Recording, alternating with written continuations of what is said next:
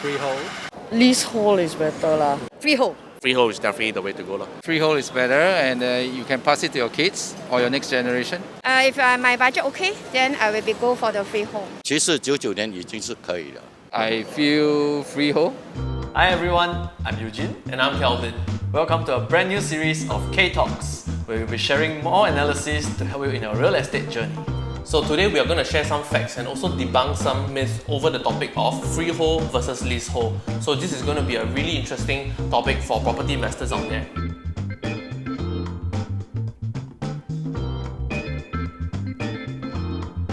Alright, let's first start off by understanding the different types of tenure. The land tenure basically refers to the manner of holding on to the property. Commonly in Singapore, we have a leasehold 99, freehold property, and very rare nowadays we also have leasehold 999, which is basically almost equivalent to freehold since it can outlive many generations to come. Back in early 2000s, freehold were more commonly built and sought after. However, in today's market, there's a huge change in consumer behavior, and you can see that demand for leasehold properties are higher now. Why is that so? In Singapore, land prices have increased over the years. That translates to property prices appreciating. Assuming similar locality, freehold properties generally command 20% premium over its leasehold neighbour. Now, you can see that the average PSF of freehold or leasehold properties actually moves in tandem. So the lower entry price of leasehold properties could be one of the major factors in the shift in demand. In fact, generally, leasehold properties have had a greater appreciation compared to freehold properties across Singapore. Simple economics. Assuming all factors constant, when demand is higher, price will increase more. Today as an investor, you certainly want to be looking at rental yield. Tenants typically do not care about the tenure of the place. Now let's take a look at this case study. Now we're going to take a look at these three properties in District 15. The first one is the Silver Sea, the second one is Courts d'Azur, the third one is the Sea View.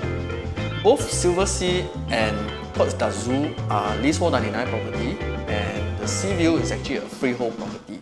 So if you take a look at these two transactions in the Sea View and Silver Sea, they are of the same size. Now Sea View being a freehold property, it was sold at a higher price, or difference of about 258k. And if you look at this unit between the Sea View and Courts d'Azur, about the same size, yet the price difference was about 600 over 1,000.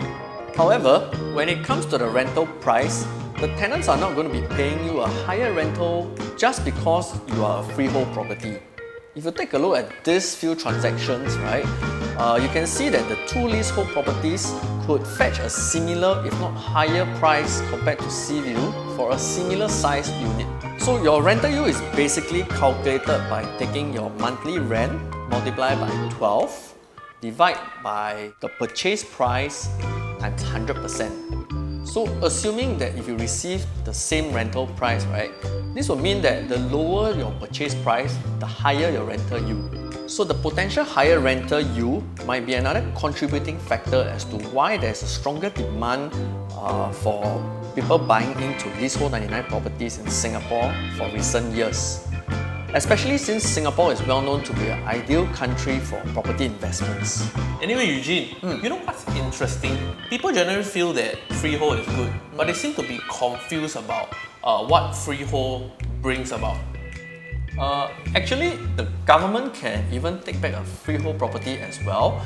If your property happens to sit on a site where the government has plans to build highway or any public related structure, they can still opt to take back that plot of land, but of course you'll be compensated at market value if that happens.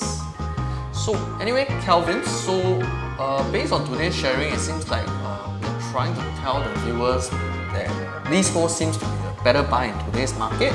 No, taking guide from SLA Bala's table, assuming both are in the same location, the value of the leasehold property starts to depreciate as the lease runs lower. However, the price difference will only become significant when the lease goes really low. This is due to banks restricting finance for the sale of the unit. But most of the time, the developer will probably call for an en bloc as the lease grows older and older.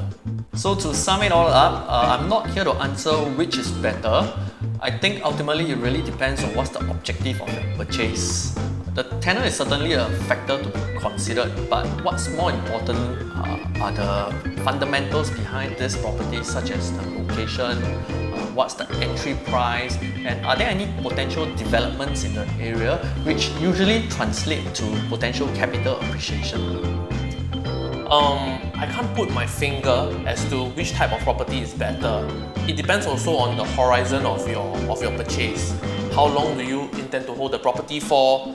If it's for investment purposes, finding the right entry price and getting the property fundamentals is top priority. Whereas if it's for your own stay and you have an objective to meet, which is to pass the property down to the future generation, then perhaps freehold will be better. Alright, thank you for watching. If this has helped you, hit the like button and share it with your friends. We can't wait to bring you the next one. See you!